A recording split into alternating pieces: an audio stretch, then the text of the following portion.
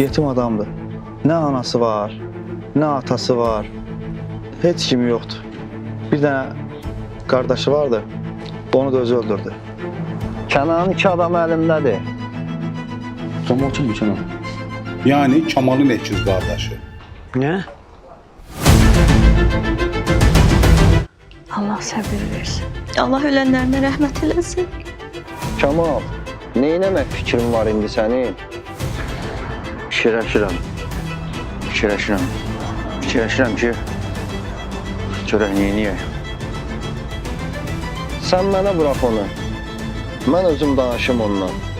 Ya razılaşar, ya da canından olar. Onsuz da bu neçə gündür əlim yaman geyişir. Kemal kimi yaşamaq daha yaxşı.